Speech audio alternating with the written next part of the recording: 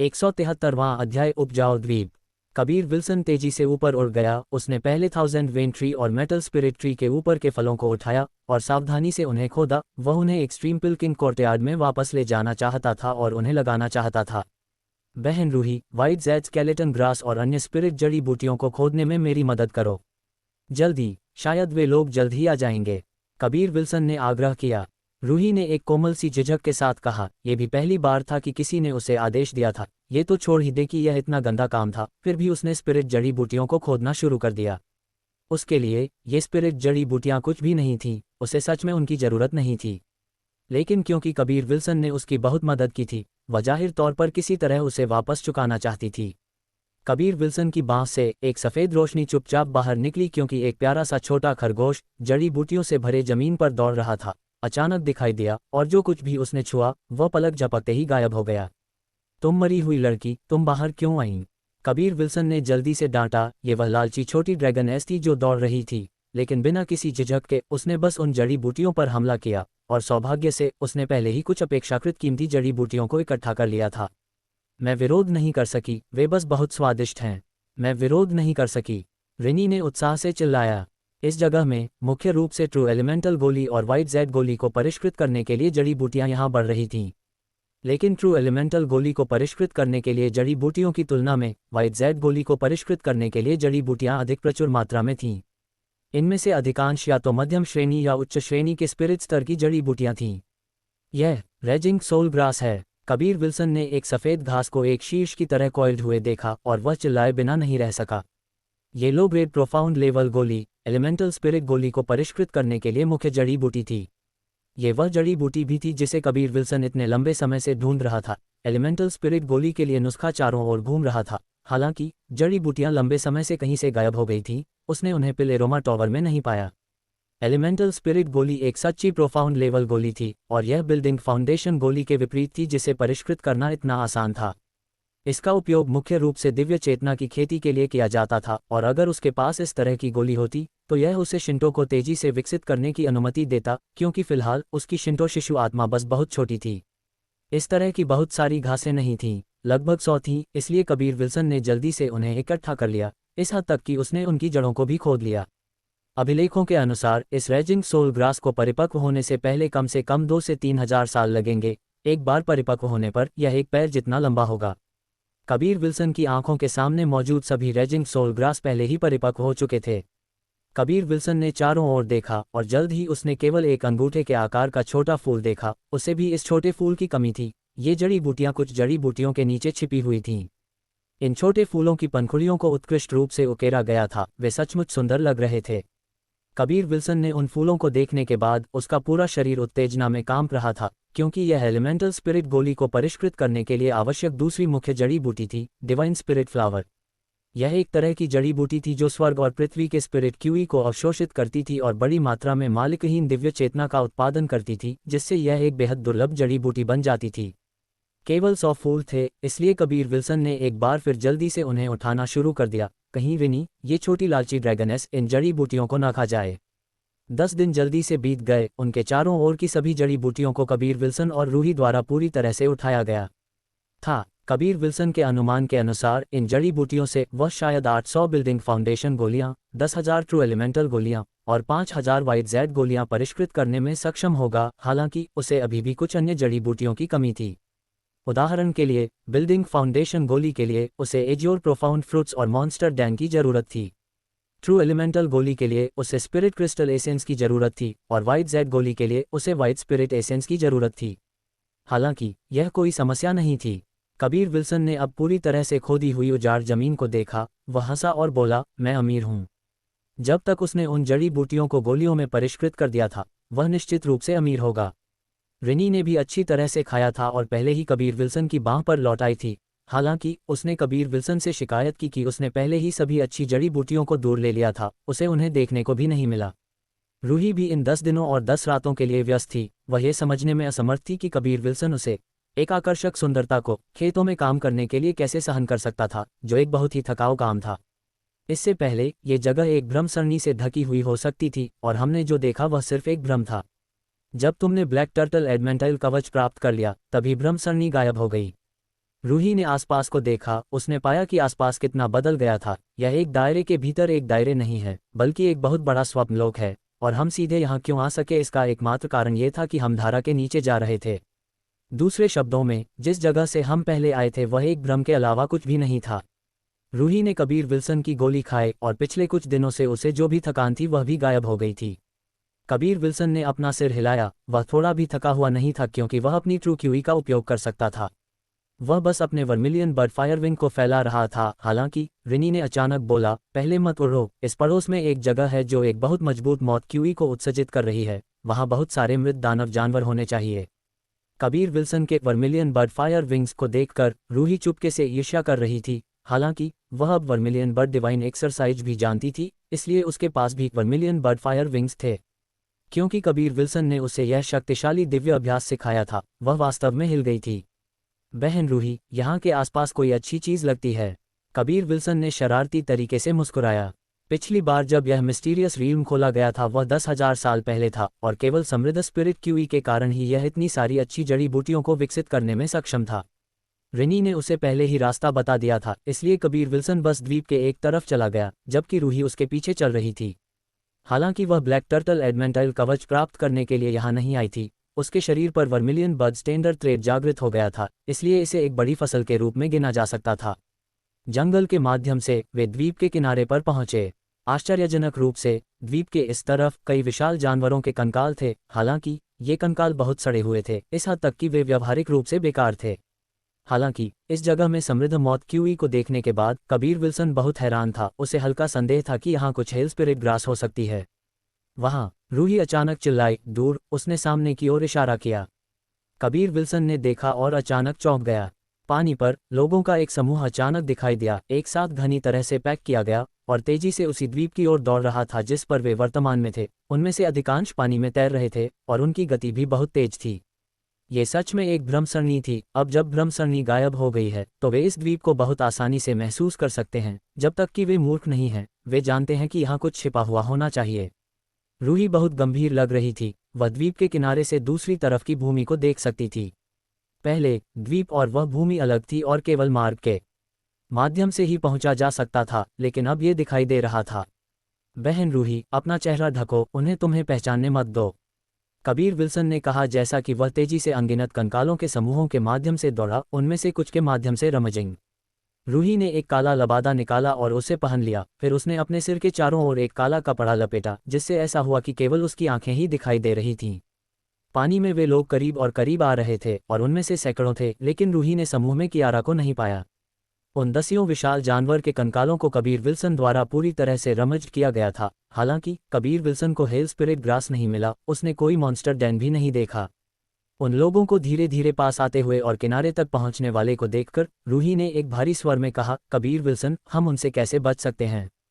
इस बिंदु पर कबीर विल्सन ने एक मानव आकार का छोटा टीला देखा। उसने महसूस किया कि वहां कुछ था, इसलिए उसने टीले का सामना करते हुए एक हथेली से जोर से विस्फोट किया।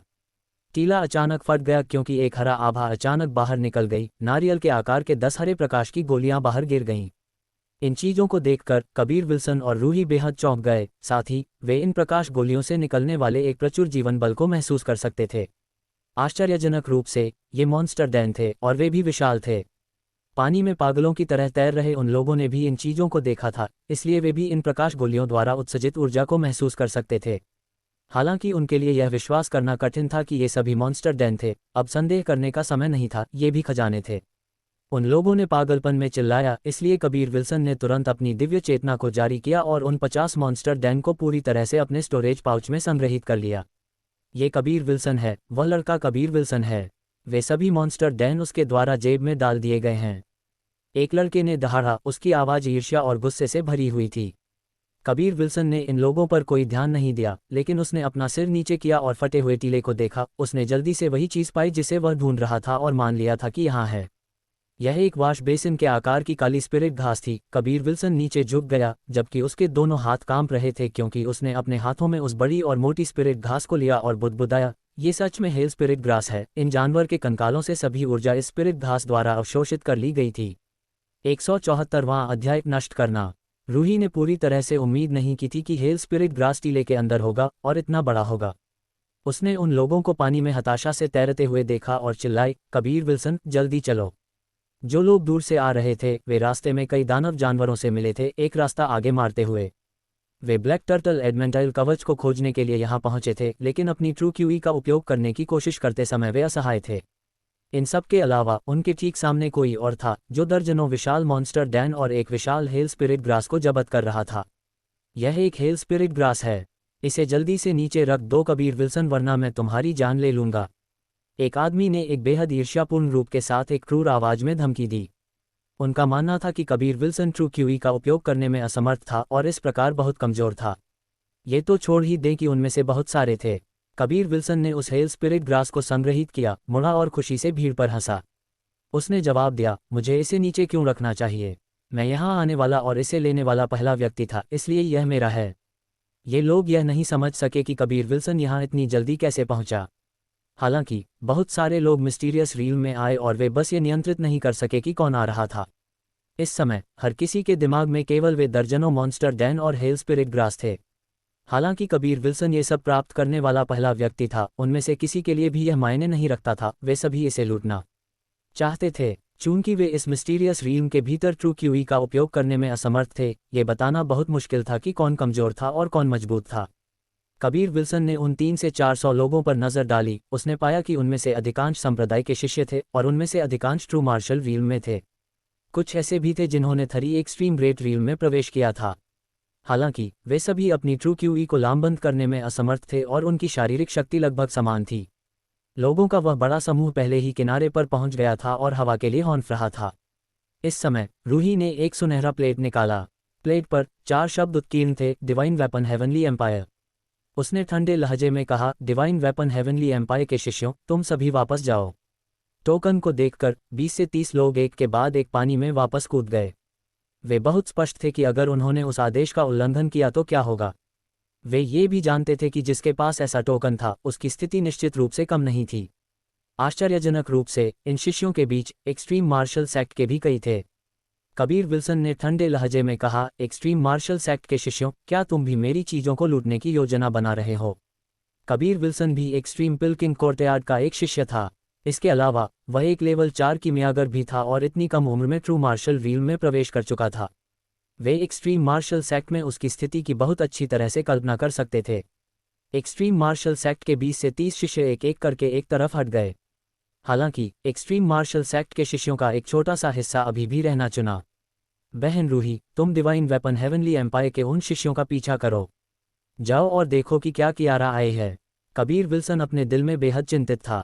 रूही भी उतनी ही चिंतित थी, हालांकि उसकी चिंता की परवाह किए बिना वह बस कबीर विल्सन को छोड़ नहीं सकती थी। कोई रास्ता नहीं, तुम अकेले उनसे कैसे निपटोगे? रूही ने अपनी दिव्य चेतना के साथ वापस जवाब दिया। जल्दी से जाओ, मुझे कियारा के बारे में चिंता है। मैं अपनी ट्रू क्यूई का उपयोग कर सकता हूँ, यहाँ तक कि तुम भी अभी मेरे प्रतिद्वंद्वी नहीं हो। कबीर विल्सन ने दृढ़ता से बात की। रूही ने भौहें चढ़ाई, उसकी सुंदर भौहें एक साथ सिकुड़ गईं।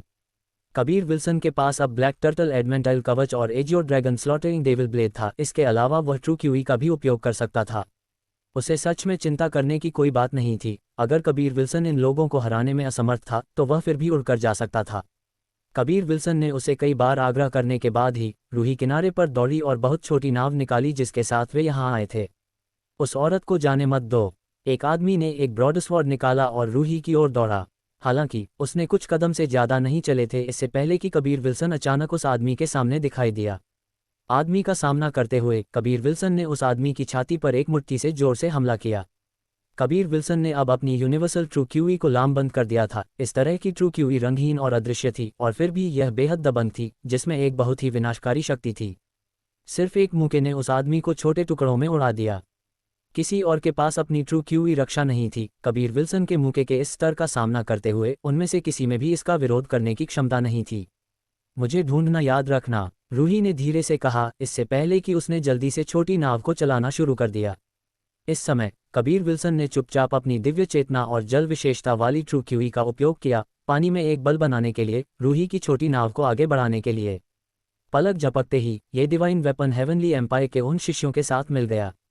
कबीर विल्सन, तुमने अभी अभी मेरे ट्रू मार्शल सेक्ट से 5वें स्तर के एक ट्रू मार्शल रील मार्शल कलाकार को मार डाला। एक बूढ़े आदमी ने गुस्से में दहाड़ा। तो क्या, जो कोई भी मेरे दोस्त पर हमला करना चाहता है उसे मेरा सामना करना पड़ेगा।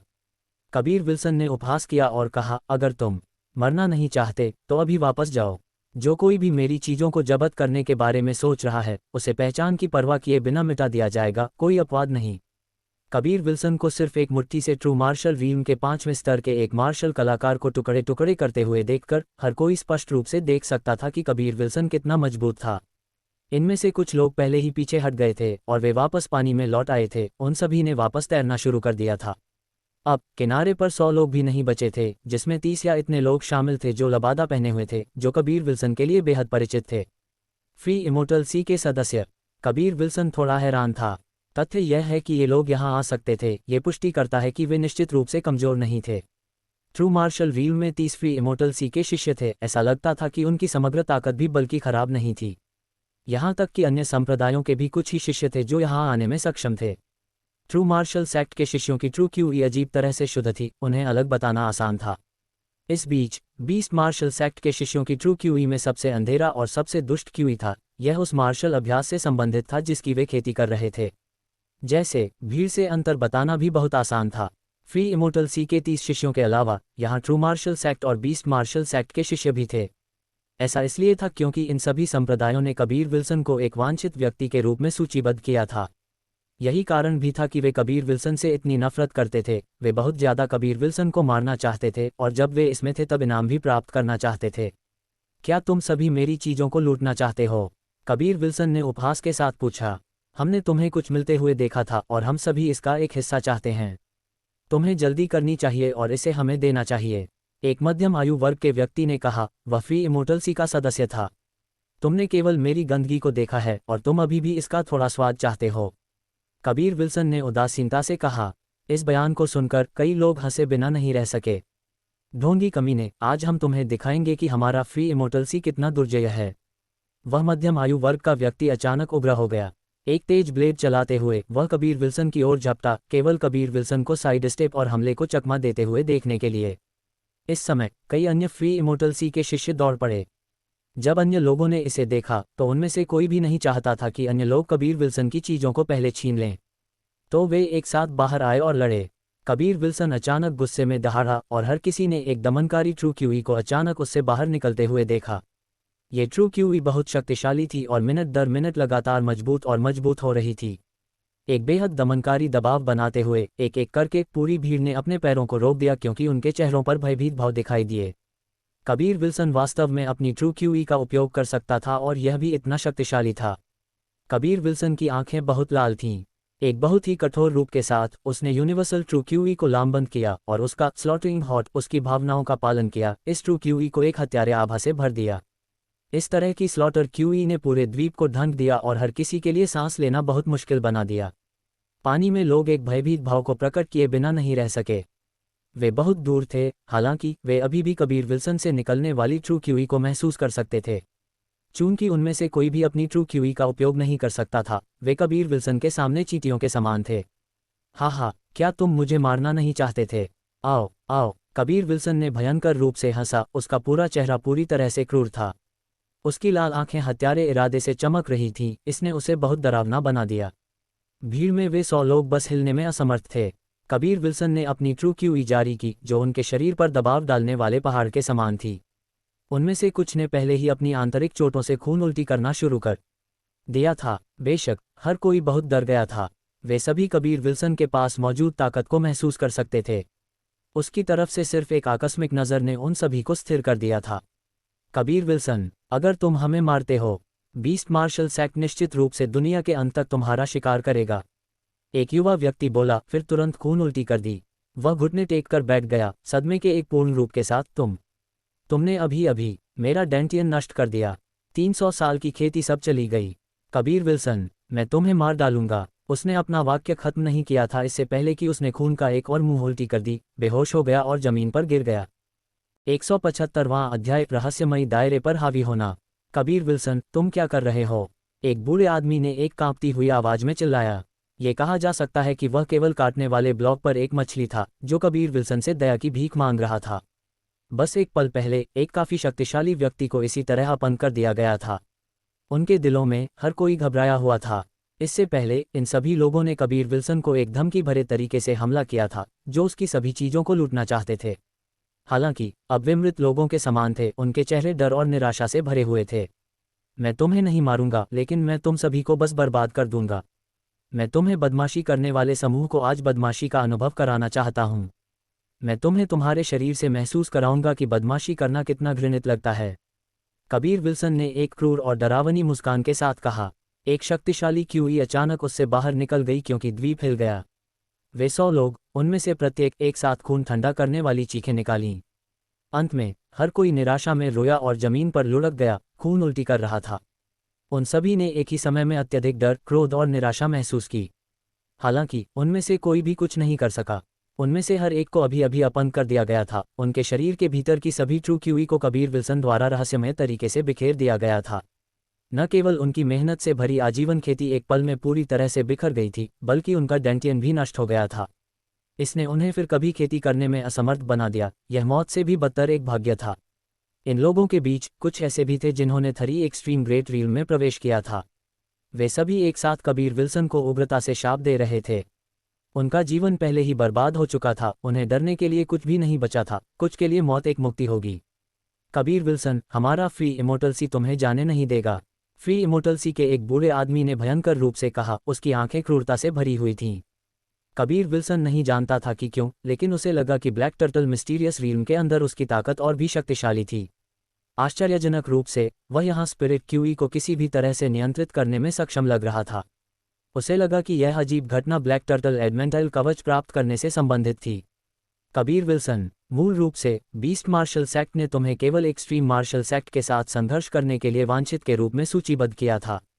हालांकि अब तुम खत्म हो गए हो। हमारा बीस्ट मार्शल सेक्ट निश्चित रूप से तुम्हें हमारा सबसे बड़ा दुश्मन बना देगा।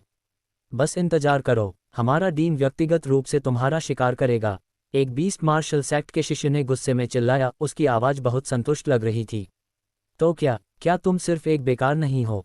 चाहे मैं तुम्हें मारूं या अपंग करूं, तुम सभी बेकार रहोगे। फिर भी तुम मुंह बंद नहीं कर रहे हो।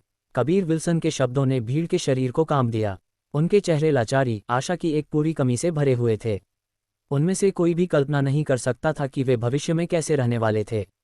कबीर विल्सन, तुम बेहतर है कि हम सभी को मार डालो, वरना हम एक्सट्रीम मार्शल सेक्ट में वापस जाएंगे और डीन को सूचित करेंगे।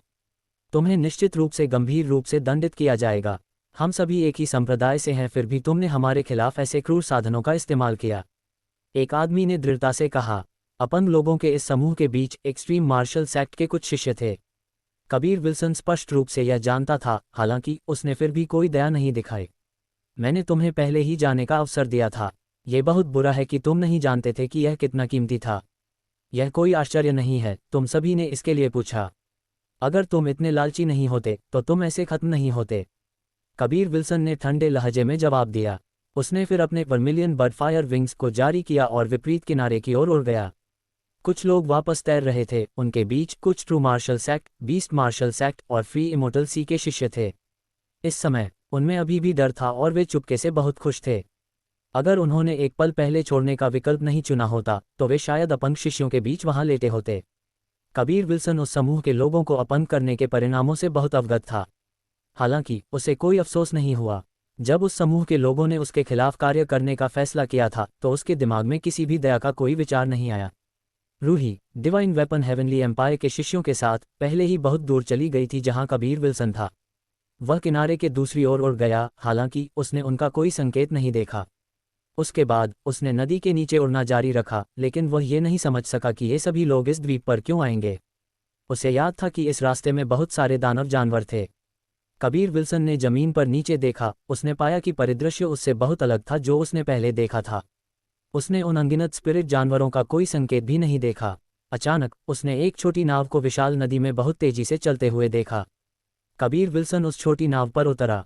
रूही का पूरा सिर एक काले कपड़े में लिपटा हुआ था, केवल उसकी 2 आंखें दिखाई दे रही थीं। हालांकि सिर्फ उसकी आंखों में अभिव्यक्ति से यह देखा जा सकता था कि वह किसी चीज के बारे में बहुत चिंतित थी। क्या हुआ? कबीर विल्सन ने जल्दी से पूछा।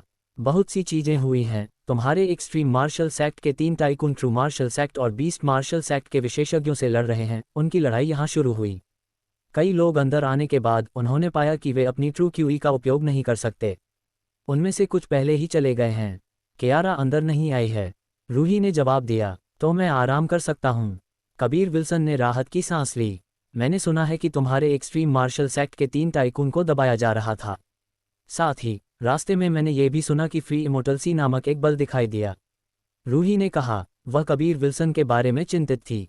वह जानती थी कि उसने निश्चित रूप से पहले के उन लोगों के खिलाफ कोई दया नहीं दिखाई थी, जो निस्संदेह उन संप्रदायों और उसके बीच संघर्षों को और तेज करेगा।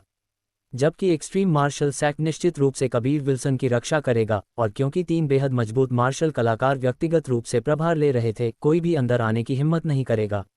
हालांकि अगर एक्सट्रीम मार्शल सेक्ट के 3 टाइकून यहां गिर गए तो कबीर विल्सन की दुर्दशा की बहुत अच्छी तरह से कल्पना की जा सकती है। बहन रूही, क्या तुमने पहले फ्री इमोर्टल्सी के बारे में सुना है? कबीर विल्सन ने पूछा। रूही ने अपना सिर हिलाया। रुको, मैं तुम्हारे एक्सट्रीम मार्शल सेक्ट की मदद करूंगी, लेकिन मैं अपनी पहचान का पता लगाने की अनुमति नहीं दे सकती। अन्यथा ये डिवाइन वेपन हेवनली एम्पायर के लिए हानिकारक होगा।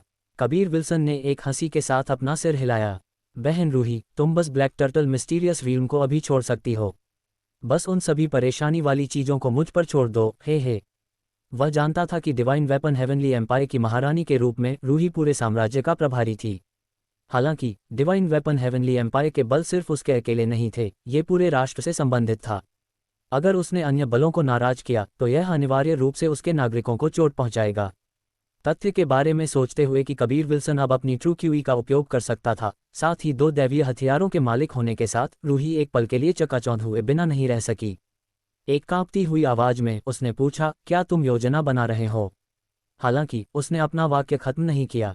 ब्लैक टर्टल मिस्टीरियस रील में प्रवेश करने के बाद कोई और अपनी ट्रू क्यूई का उपयोग करने में सक्षम नहीं था। कबीर विल्सन एकमात्र अपवाद था।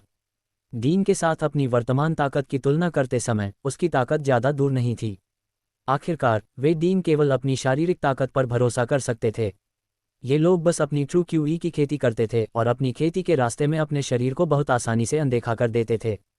कबीर विल्सन ने अनुमान लगाया कि उनकी बाहरी ताकत केवल अमर और शैतान शरीर के 5वें या 6ठे स्तर की तुलना करेगी। उसके पास एजियो ड्रैगन स्लॉटिंग डेविल ब्लेड था और वह अपने 5 तत्वों से शक्तिशाली यूनिवर्सल ट्रू क्यूई भी डाल सकता था। वह इन टाइकून से कैसे निडर नहीं हो सकता था? बहन रूही, समग्र स्थिति बहुत महत्वपूर्ण है। इसके अलावा ये हमारे एक्सट्रीम मार्शल सेक्ट का मामला है, हम इसे खुद हल कर सकते हैं। कबीर विल्सन ने आत्मविश्वास से मुस्कुराया। इस समय वह पूरी तरह से परेशानी करने के लिए तैयार था। वह तुरंत सिर पर जाने और उन डीन के साथ लड़ने का इंतजार नहीं कर सकता था। रूही ने आह भरी। अगर तुम्हारे पास समय है तो डिवाइन वेपन हेवनली एम्पायर में आओ और मुझे ढूंढो। डिवाइन हेवनली एम्पायर में होने पर डिवाइन वेपन हेवनली एम्पायर का ये टोकन तुम्हें बहुत अधिक सुविधा देगा। कबीर विल्सन ने रूही से वह सुनहरा पदक लिया और फिर मुस्कुराया। उस समय मैं तुम्हारे साथ इतना अंतरंग नहीं हो सकता था, वरना कियारा ईर्ष्या करेगी। रूही का सुंदर चेहरा लाल हो रहा था। एक ठंडी झिझक के साथ उसने कहा, जल्दी से जाओ और अपने डीन की मदद करो। कबीर विल्सन ने सीखा कि जीतान और अन्य लोग यहाँ एक अपेक्षाकृत खुली जगह में लड़ रहे थे। वे लंबे समय से लड़ रहे थे, जबकि उसने आसानी से सभी लाभ प्राप्त कर लिए थे। कबीर विल्सन को आसमान में उड़ते हुए देखकर रूही ने एक जटिल आह निकाली। ब्लैक टर्टल मिस्टीरियस रील में कबीर विल्सन के साथ जो कुछ भी हुआ था, उस पर विश्वास करना बहुत मुश्किल था, यहाँ तक कि उसके लिए भी। ऐसा लगा कि यह सिर्फ एक सपना था। साथ ही उसके दिल में उदासीनता की एक अकथनीय भावना पैदा हुई। दूर एक पहाड़ की चोटी में लड़ाई की आवाज पूरे क्षेत्र में गूंज रही थी।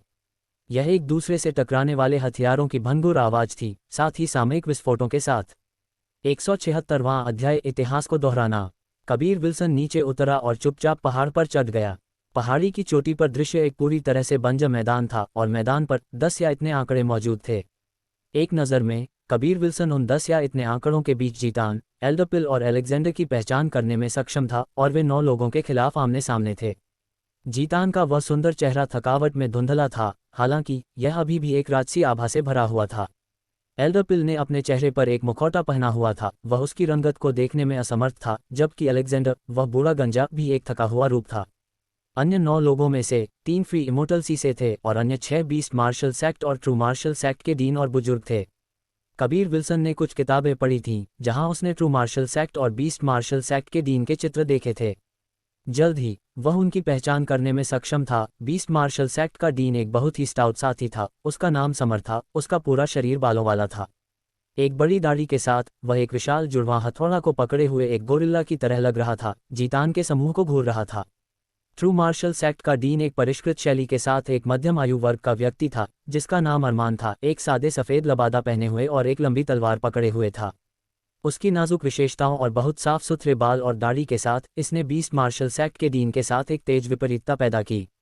इस समय कबीर विल्सन ने जीतान को बोलते हुए सुना, हम इतनी देर से लड़ रहे हैं, क्या हम अभी भी लड़ते रहेंगे? बकवास, तुम मौत से थक गए हो, बहुत जल्द तुम जमीन पर पड़े होंगे, तुम हार जाओगे। बीस्ट मार्शल सेक्ट के उस डीन समर ने दहाड़ा।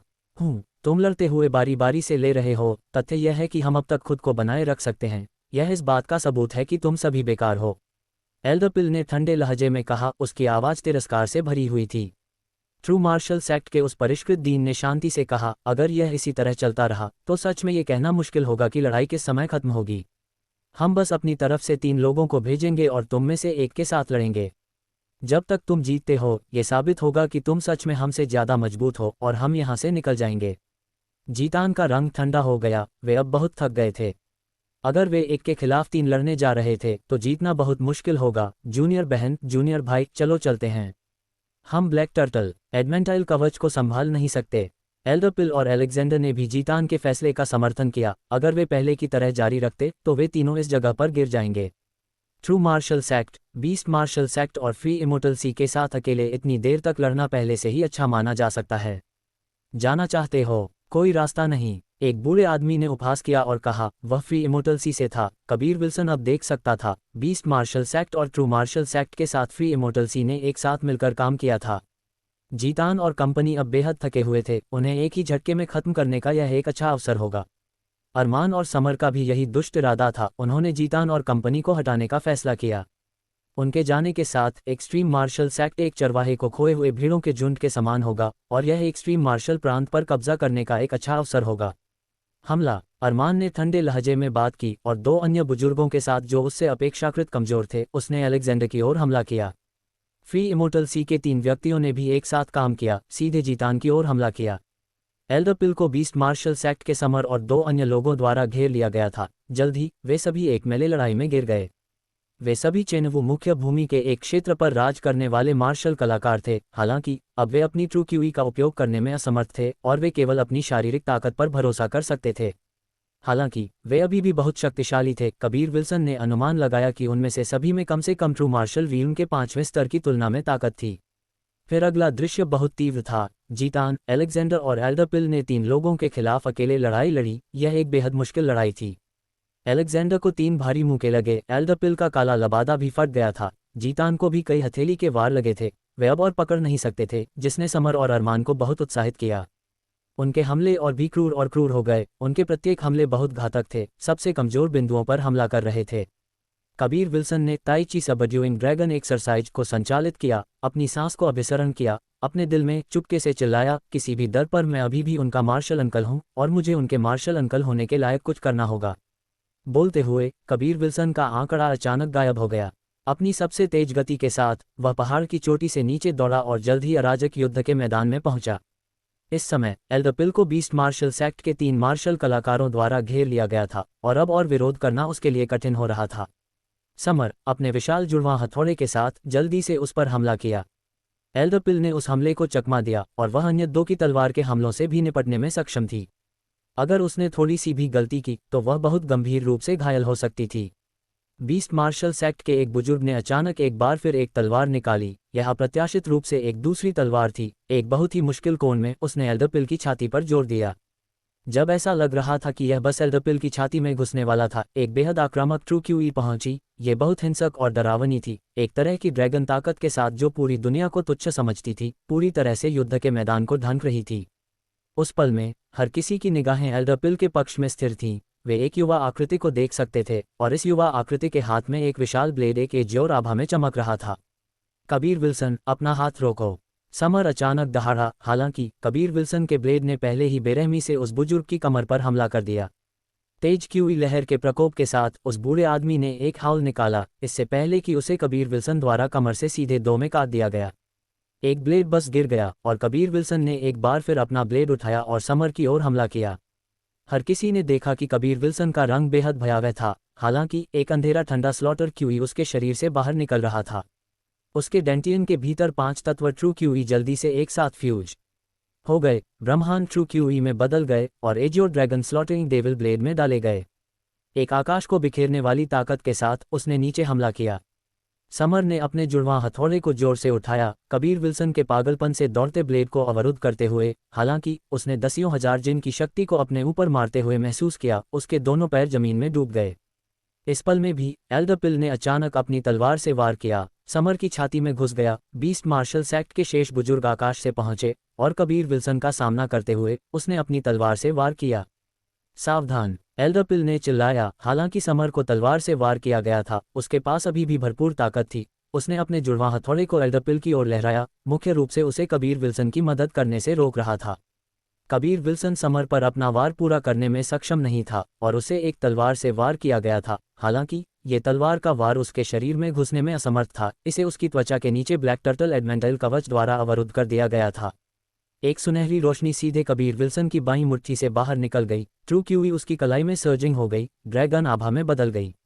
उसने मुक्का मारा और ड्रैगन आभा के साथ एक के बाद एक बाहर निकलते हुए उसकी मुट्ठी ने बीस्ट मार्शल सेक्ट के उस बुजुर्ग की छाती पर हमला किया। एक गड़गड़ाहट की आवाज़ अचानक पहाड़ की चोटी में गूंज गई, इससे पहले कि उस बुजुर्ग से एक दयनीय हाउल गूंज गई, क्योंकि उस बुजुर्ग की छाती पर एक विशाल छेद दिखाई दिया। ये बेहद डरावना था। कबीर विल्सन के सिर्फ एक मुक्के ने उस बीस्ट मार्शल सेक्ट के बुजुर्ग को बुरी तरह से घायल कर दिया था। जल्द ही उसने साइड स्टेप किया और समर के आने वाले विशाल हथौड़े को चकमा दिया। जैसे ही उसने चकमा दिया, उसने एक और बुजुर्ग की ओर काट दिया और उस बुजुर्ग का सिर काट दिया गया। खून एक फव्वारे की तरह बाहर निकल गया आकाश से, ये समर के शरीर पर छिड़का। कबीर विल्सन ने एक बार फिर बीस्ट मार्शल सेक्ट के एक बुजुर्ग को मार डाला था और वे दोनों निर्वाण वीर मार्शल कलाकार थे। वे बेहद मजबूत थे, लेकिन अब कबीर विल्सन के सामने वे खरपतवार के रूप में नाजुक थे। 3 में से 2 पहले ही अपनी जान गंवा चुके थे। कबीर विल्सन एल्डरपिल के पक्ष में पीछे हट गया, जबकि समर की आंखें बहुत लाल थीं। जमीन पर इस गिरे हुए शवों को देखकर उसका पूरा शरीर गुस्से में कांप रहा था। उसके पास एक पूरी तरह से उग्र रूप था, क्योंकि उसने अपना सिर घुमाया और कबीर विल्सन पर भयंकर रूप से घूरा। कबीर विल्सन, तुम! जीतान और अलेक्जेंडर दोनों कबीर विल्सन के अप्रत्याशित उपस्थिति से हैरान थे। इसके अलावा वह ट्रू क्यूई का उपयोग करने में भी सक्षम था और एक ही सांस में उसने वास्तव में बीस्ट मार्शल सेक्ट के 2 बुजुर्गों को मार डाला था।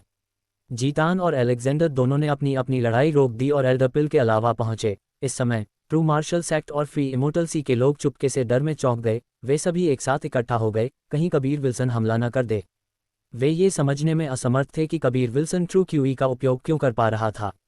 आमतौर पर वे सिर्फ एक उंगली से कबीर विल्सन का वध कर सकते थे, हालांकि कबीर विल्सन अब उनके जितना ही मजबूत था। कबीर विल्सन ने समर को ठंडे लहजे में देखा, उसके शरीर से निकलने वाली स्लॉटर क्यूई मिनट दर मिनट भारी होती जा रही थी। ये हर किसी के दिल में फैल गया, जिससे उनके लिए सांस लेना कठिन हो गया। ये भी पहली बार था जब उन्होंने महसूस किया कि कबीर विल्सन अप्रत्याशित रूप से इतना मजबूत था। कबीर विल्सन ने AJIO dragon slaughtering devil blade को भींच लिया।